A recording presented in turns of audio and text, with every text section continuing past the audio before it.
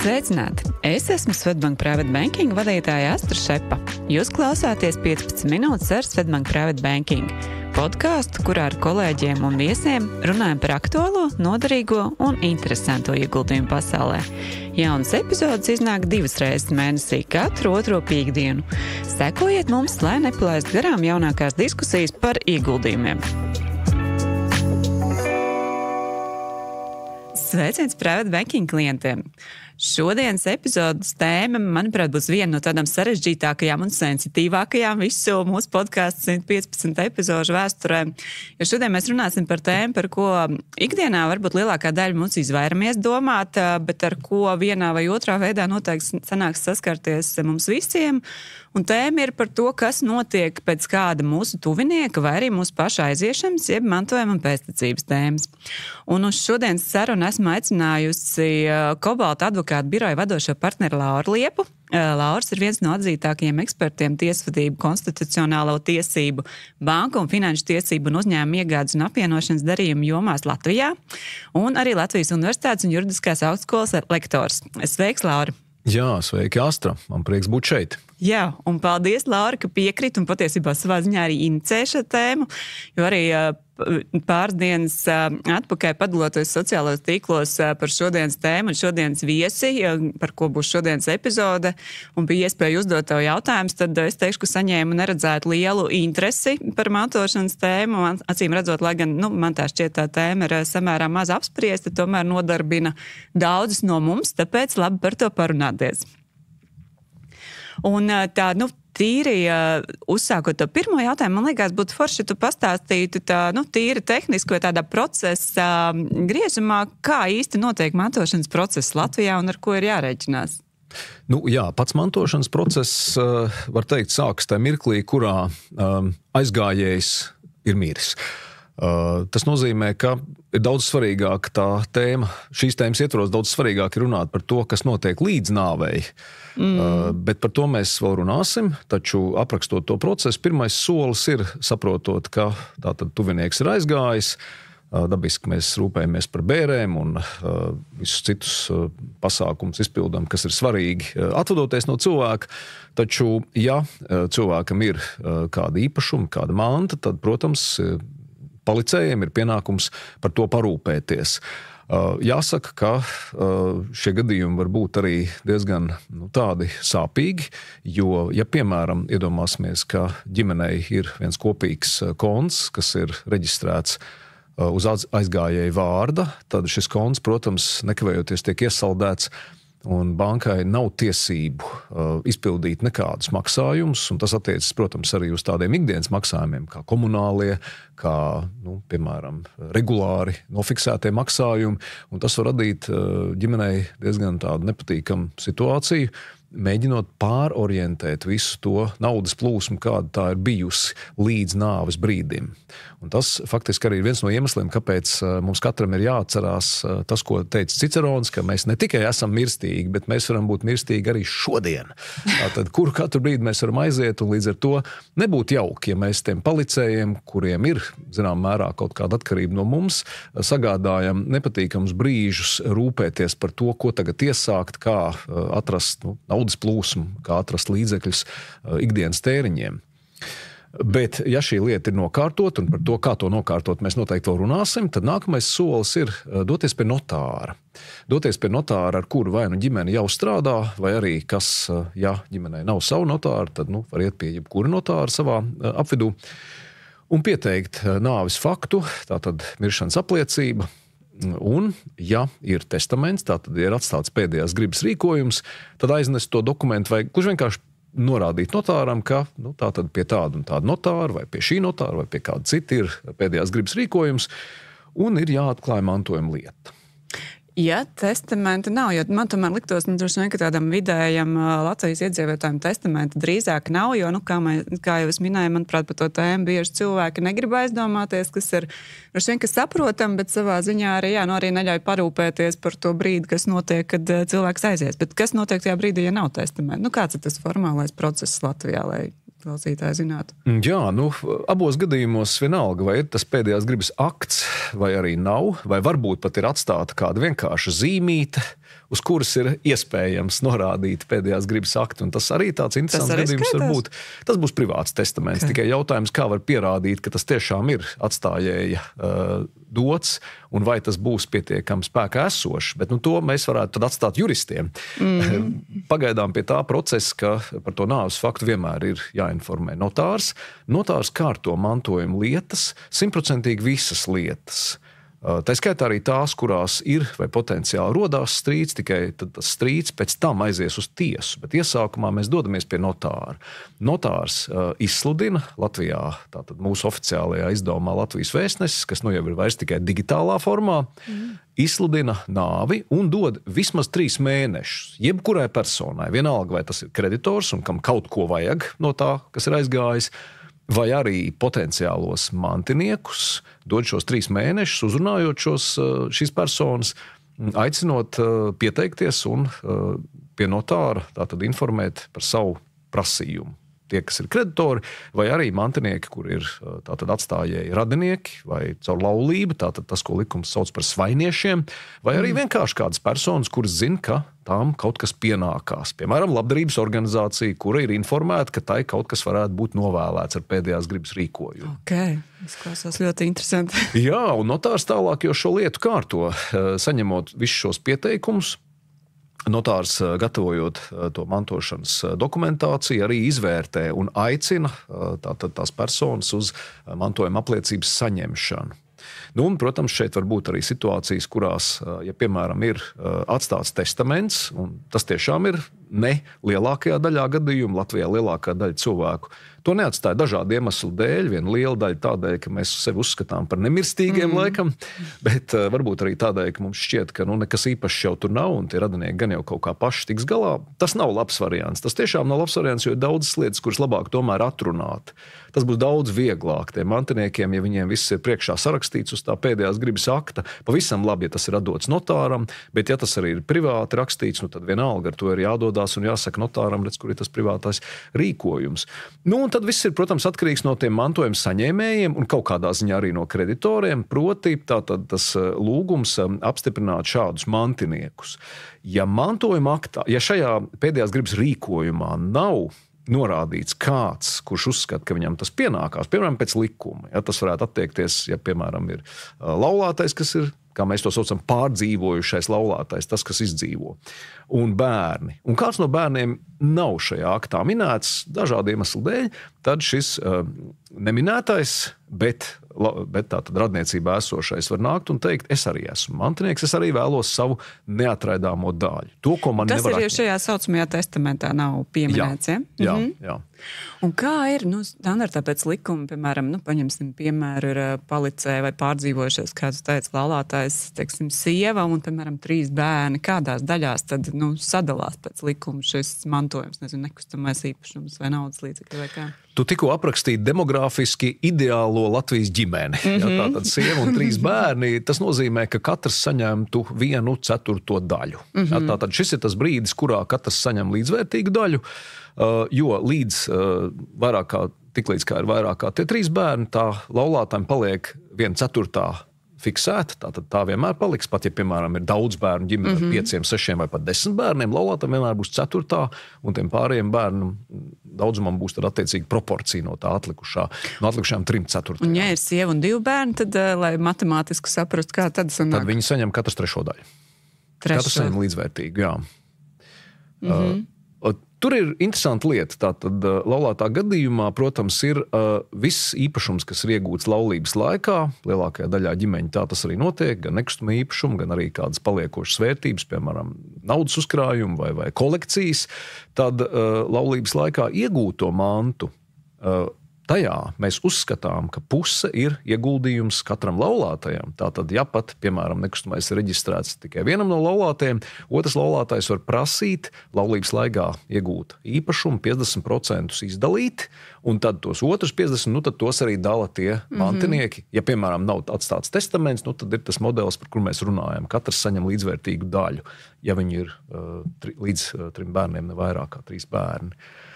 Protams, ir ļoti interesants tas jautājums, ko darīt, ja neviens pie ģimenes, šie nukleus, pie tā ģimenes kodola nepiedarošais nāk un saka, man arī kaut kas ir novēlēts. Un šeit var būt īpaši novēlējumi.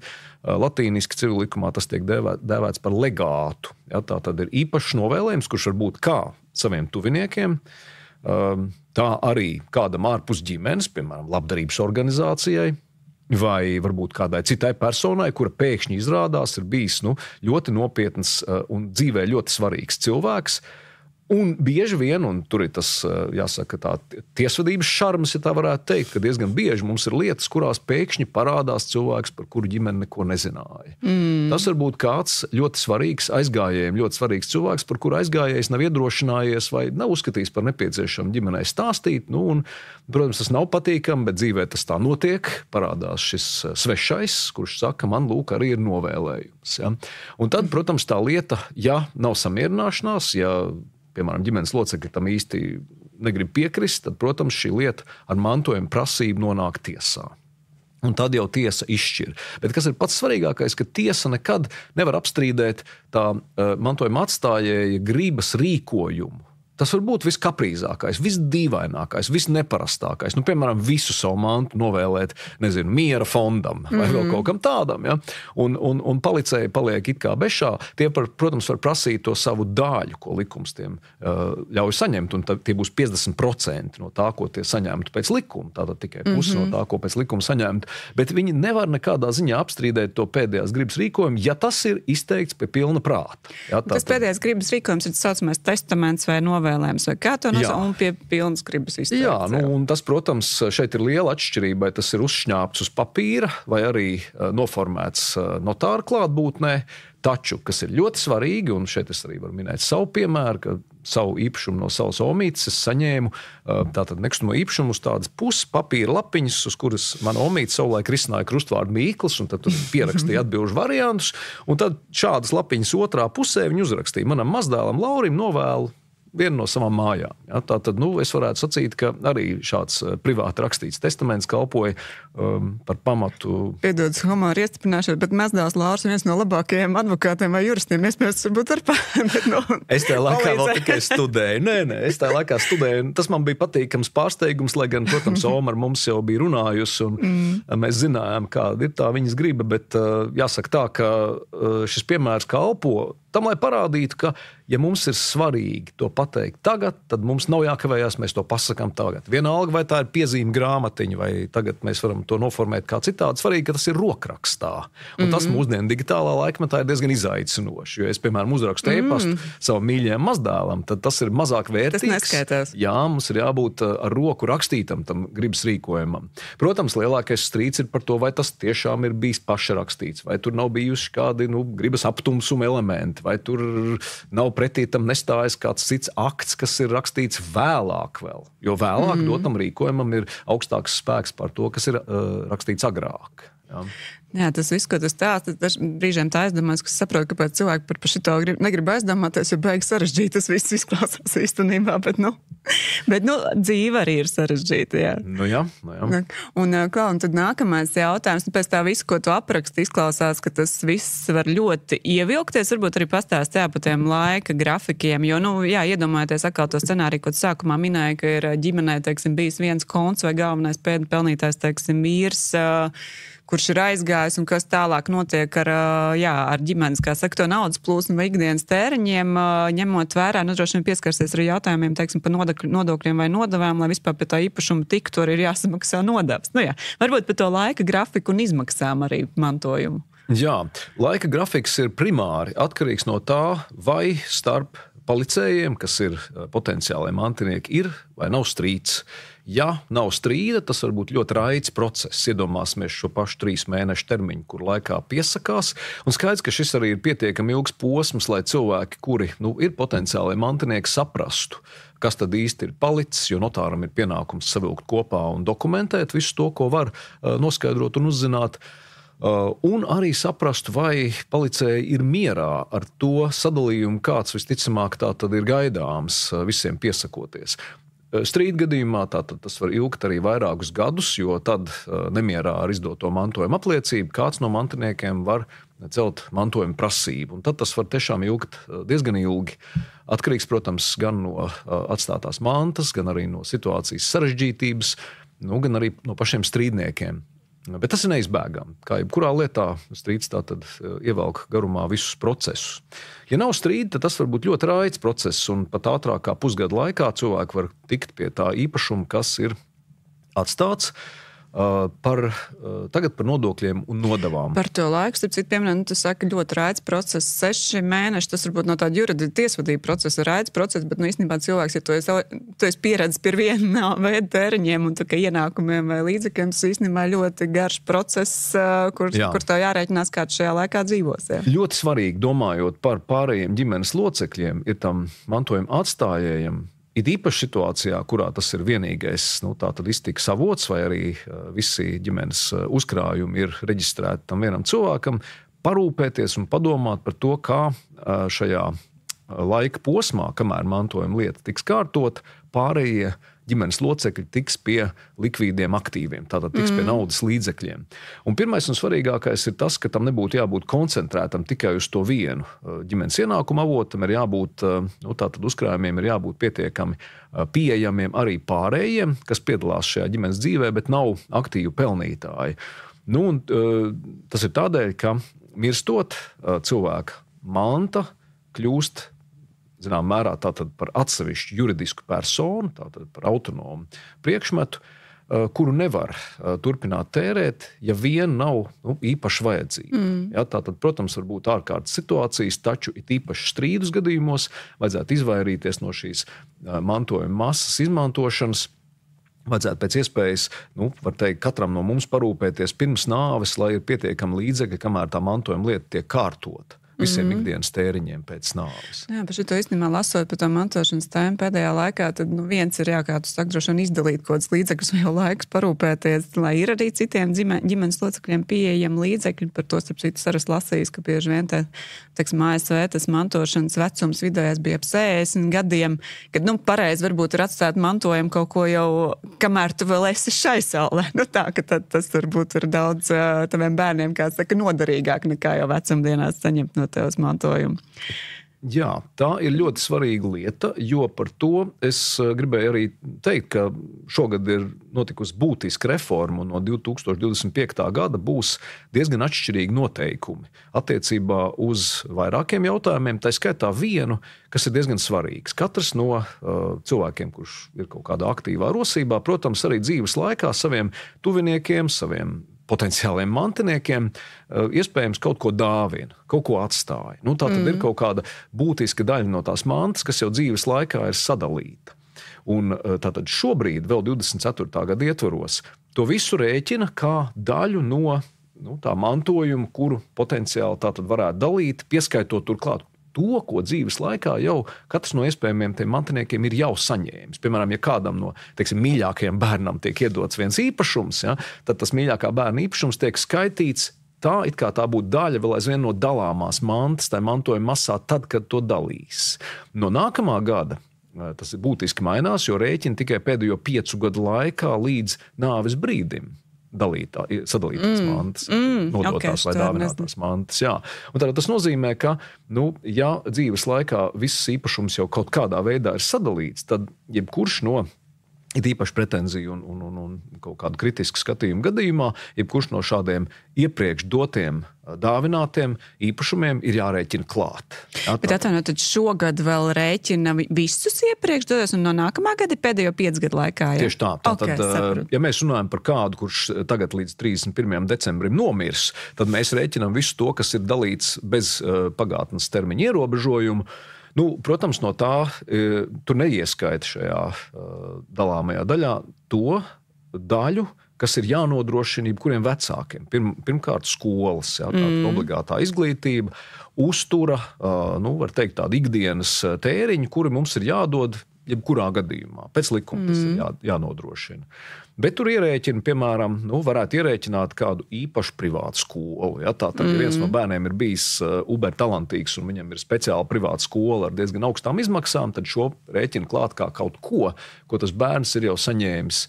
Tā it kā tas būtu mantojums. Tas šis ir izmaiņas no nākamā gada plānojās. Izmaiņas attiecās uz termiņu, 5 gadu termiņu atpakaļ. Jā. Interesanti. Un vēl paturpinot par tiem līdzekļiem, kuros, kā saka, palicējiem dzīvot vismaz šos 6 mēnešus, es arī iestarpināšos. Viens, es minēju, protams, ir droši vien kaut šo līdzekļu paredzēšanu citiem ģimenes locekļiem, bet īstenībā arī no tāda finanšu produktu viedokļa, arī Svetbanka pieejamie produkti ir kaut kādi produkti, kas var palīdzēt šo jautājumu risināt, un tā, es tā vienkārši apkopoju to informāciju, kuri no instrumentiem ir vienkārši mantojumi, vai kas var risināt šo, kā saka, pāragras aiziešanas risku. Protams, tas vienkāršākais no produktiem, kas ir dzīvības apdrošināšana, kas ir tieši apdrošināšana pret pāragru aiziešanu. Un īstenībā arī, ja skatās to statistiku, varbūt salīdzinot Latvijā pret attīstības tirgiem, tad tā saucamā penetrācija vai cilvēku skaits, kur izmanto šo produktu, es teiktu, ka vēl joprojām ir ļoti zems. Katrā ziņā kasko apdrošināšana ir daudz populārāk nekā cilvēku dzīvību apdrošināšana. Diemžēl, bet noteikti cerams, tas mainīsies. Jā. Bet šis ir tāds droši vien vislētākais un pieejamākais produkts, ko būtu labi, ja arvien vairāk cilvēku izmantotu, aizdomājoties arī par palicējiem pēc jūsu aiziešanas. Un tad vēl no produktiem, kas ir mantojami diezgan vienkāršākā veidā, ir arī uzkrājošā dzīvības apdrošināšana, kas ir, Svetbankā tas ir privātais portfels un bērnu uzkrājošā dzīvības apdrošināšana. Tad, teiksim, privātā portfeļa gadījumā var norādīt vienu vai vairākus konkrētus labumu guvējus, un otrs variants ir, ka mantojuma kārtībā šis privātais portfels tiek mantots, bet, principā, šis ir uzkrājuma produkts, kur jūs veicat ieguldījumus, papildus ieguldījumu pelnu finanšu tirgos, un nāves gadījumā arī virs uzkrātās summas papildus no apdrošināšana jums samaksā vēl 2%. Bet, šis ir, principā, produkts, kuram var norādīt konkrēts labumu guvējus. Un otrs, specifiski bērniem līdz 18 gadiem ir tāda bērnu uzkrājošā dzīvības apdrošināšana, kas ir paredzēts vienam konkrētam labumu guvējam, vienam bērnam. Arī pašam vecākam ir tur vecuma ierobežojums jābūt ar vecumā līdz 55 gadiem, bet, kas ir šī produkta skaistums? Jā, arī tas ir tā kā uz finanšu tirgus uzkrājums, kur jūs veicat regulāras iemaksas, papildus šis produkts arī pelna, bet vecāka aiziešanas gadījumā banka turpinās maksāt līdz 18 gadiem papildus vēl veiktu iemaksas līdz maksimums 100 eiro mēnesī, tā kā, un šie līdzekļi pēc tam būs bērnam pieejami jau pēc pilngadības sasniegšanas.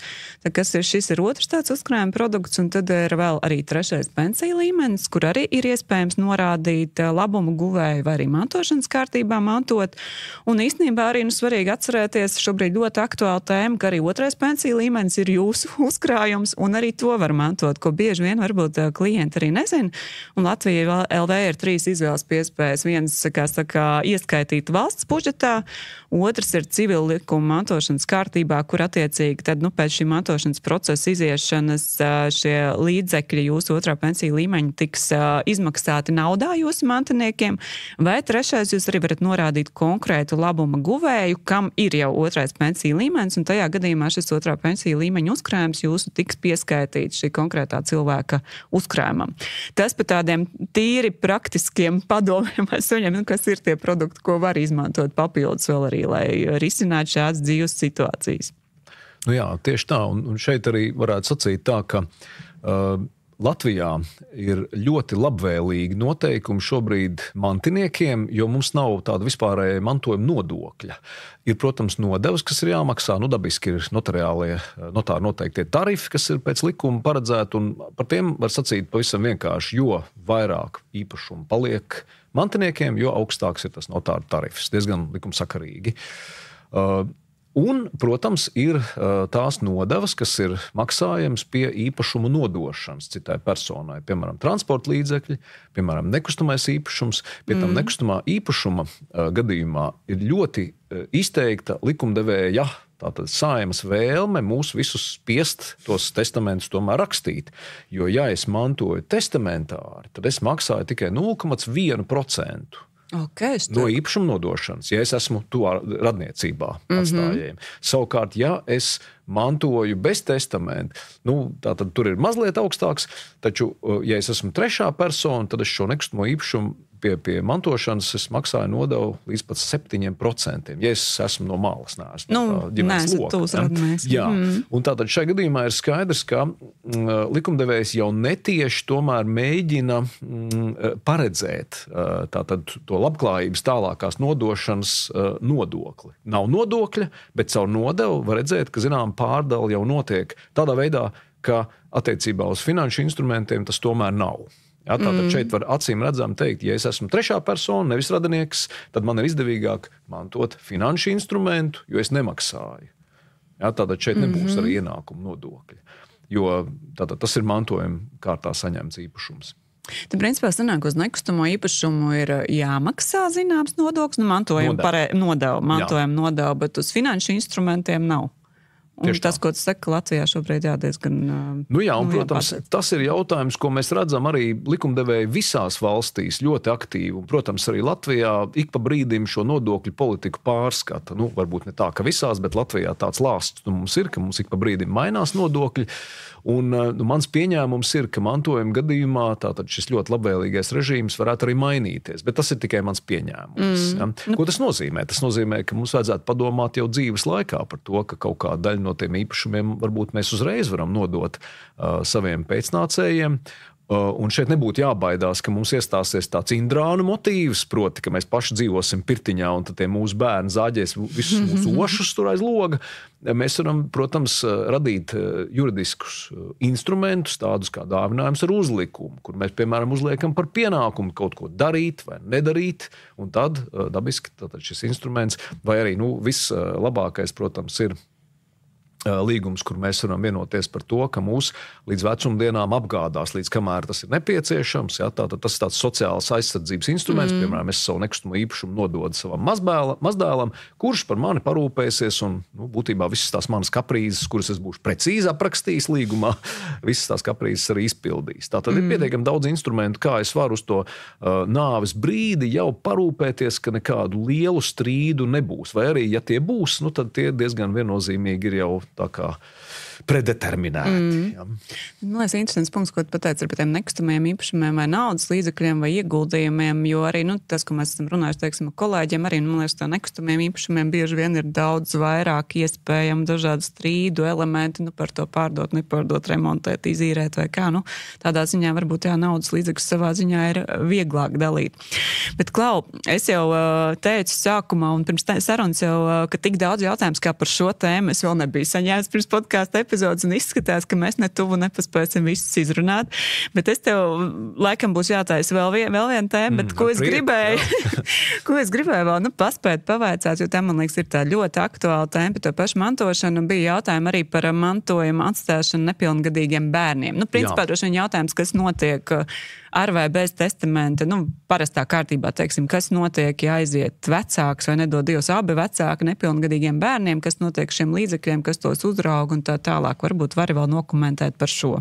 Jā, tā ir ļoti, ļoti svarīga tēma, jo, diemžēl, gadās arī tā, ka bērni paliek bez saviem likumiskajiem aizbildņiem, tātad vecākiem aizejot, šī loma ir jāuzņemas kādam citam. Un tātad iedomāsimies to traģisko situāciju, kurā abi vecāki iet bojā un paliek nepilngadīgi bērni. Tādā gadījumā bāriņtiesa spēlē ļoti svarīgu lomu, jo bāriņtiesa ir tā, kuras darbinieki tātad pieņem šo lēmumu par to, vai pieņemt mantojumu vai nepieņemt. Taču, protams, ka... Ar to, ko tu domā ar pieņemt mantojumu vai nepieņemt? Tādā ziņā, ka, piemēram, var būt situācija, kurā mantojuma pieņemšana var radīt papildus saistības. Ja, nevienmēr ir tā, ka paliek čupa naudu, ja, kur jautājums ir vienkārši, kā parūpēties, ka tā paliek pēc iespējas ilgāk. Ja, par ko rūpējas, tā tad aizbildnis, ko ieceļ bāriņtiesa. Ja. Tātad nepilngadīgo intereses vienmēr pārstāvēs aizbildnis, kurš atskaitīsies bāriņtiesai un kurš saskaņos ar bāriņtiesu visus svarīgos lēmumus. Patiesību sakot, arī tad, ja, piemēram, kāds no vecākiem ir palicis, bet aiziet otrs vecāks, kurš atstāja mantojumā tam bērnam kādu īpašumu vai kādu mantu, arī tad palikušajam vecākam ir jāsaskaņo viss, kas attiecās uz nepilngadīgā interesēm ar bāriņtiesu. Ja, tātad šai gadījumā bāriņtiesa ir ļoti instrumentāla, un ar to ir, būtībā tā ir jāskaidro, jārāda, ka viss, kas tagad notiks, būs labākajās bērnu interesēs. Tātad tas ir galvenais, un jāsaka arī tāds diezgan tā ir vienkārši maksima, kā bāriņtiesa rūpējās, lai bērnu intereses netiek kaut kādā veidā aizskartas. Un ir tādi īpaši gadījumi, diemžēl tā var gadīties, ka aizgājēji parādi ir tik lieli, ka pilnībā tos visus neizdodas nosekt no mantojuma. Līdz ar to šeit ir jāizmanto tā saucamās inventāra tiesības pēc likuma. Nepilngadīgo gadījumā tas vienmēr ir jādara. Jā, tā tad nevar būt tā, ka tiek uzkrautas saistības, kas ir lielākas par atstāto mantu. Jā, tad tās tiek nolīdzinātas. Tikai tajā apjomā, kādā manto, tad tādā arī atbild par šīm saistībām. Tas ir jebkura mantotāja, ne tikai nepilngadīgi bērnu kontekstā? Inventāra tiesība var izmantot jebkurš, jā, kurš piesakās. Jā. Tad jebkurš cilvēks var novērtēt to situāciju, pieteikt notāram un tad sastādīt to inventāru. Inventārs nozīmē, ka 2 mēnešu laikā tiek sastādīts saraksts. Ja īpašumi ir daudz, un it īpaši kā mūsdienās tas aizvien vairāk ir, kur īpašumi ir arī ārzemēs un nevar tik ātri saprast to īpašumu vērtību, tad, protams, tas var prasīt arī vairāk laikā, tikai 2 mēnešus, lai sagatavotu šo inventāru sarakstu. Ne, tā doma bija vairāk par to saistību mantošanu, ka viņa, kā saka, tie griezti ir arī mantotā īpašuma vērtība.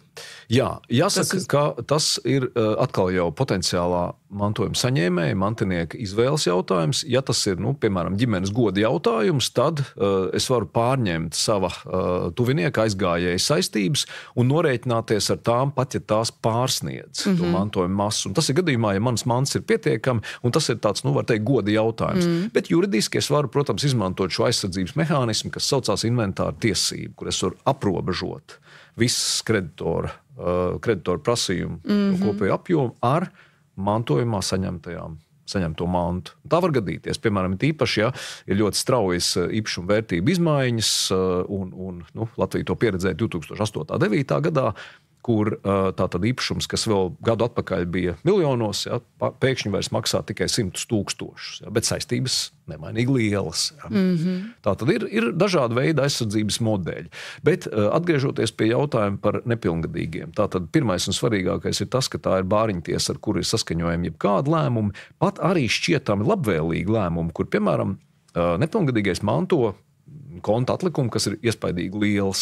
Bāriņtiesa praksē diezgan bieži lūgs parādīt tos noteikumus, kas attiecās uz šo naudas konta atlikumu, kāda ir komisijas maksājumi, kādas ir citas izmaksas, lai secinātu, ka tur nebūs nesamērīgi liels sloks tam nepilngadīgajiem. Un tad, ja bāriņtiesa pārliecinās, ka tur ir tikai pozitīvi un tikai labi tam potenciāliem mantojuma saņēmējiem, nepilngadīgiem, tad viņi dod atļauju. Bet tas ir arī gadījumos, ja ir aizgājis tikai viens no laulātajiem, un, teiksim, māte vai tēvs ir palicis, un tā tiek iesaistīta bāriņa tieši šādos gadījumos. Jā, tieši tā. Tātad nepilngadīgā intereses, kaut kādā ziņā tā ir tāda valsts patronēšana, kur valsts saka, nē, mēs gribam parūpēties, lai nepilngadīgajiem vienmēr ir droši. Okay. Labi, Laura, es skatos, ka mēs jau esam baigi negluži pārgājuši pāri laikam, bet pietuvojušies jau tā robežai, manuprāt, ka tiešām ļoti aktuāla un interesanta tēma, kā es saku, daudz no jautājumiem mēs arī nepaspējām noklāt, bet, es domāju, mēs abi ar Lauru varam apgalvot, ka šodienas epizodes tēma ir tiešām, kā saka, informēt par iespējamiem scenārijiem un likt aizdomāties par jautājumiem, par ko ir vērts parūpēties, gan pret iespējām risku, varbūt kāds no jūsu tuviniekiem var aiziet, gan arī pēc pie situācijas, kad jūs esat tas aizgājis un kas tad notiek ar jūsu ģimeni, jo tiešām ir ļoti, kā Lauris minēja, daudz instrumentu, gan juridiski, gan arī finanšu produktu, kas ir pieejami, lai šāda veida situācijas risinātu un, kā saka, nebūtu vēl papildus negatīvi, kā saka, zaudējumi šādos brīžos. Jā, tieši tā, un manuprāt, tas ir ļoti labi, ja banka ir jau saulaicīgi padomājusi, kā nodrošināt šo sarežģīto posmu, kamēr mantojuma lieta vēl tikai tiek kārtot. Ja? Tāpēc šos bankas instrumentus izmantot, manuprāt, būtu ļoti saprātīgi. Paldies, Laura, tev vēlreiz par dalību šodienas epizodē un par tiešām interesanto izklāstu. Paldies, bija ļoti interesanti, un šī noteikti nav pēdējā saruna par šo tēmu, es pieņemu. Paldies, Laura, un paldies mūsu klausītājiem, uz tikšanos nākamajā epizodē. Audio saturā dzirdētā informācija nav uzskatāma par ieguldījumu konsultāciju vai ieteikumu slēgt finanšu tirgus darījumus vai ieguldīt finanšu instrumentos. Paldies, ka klausījāties! Lai izdevusies diena un uz tikšanos nākamajā sarunā!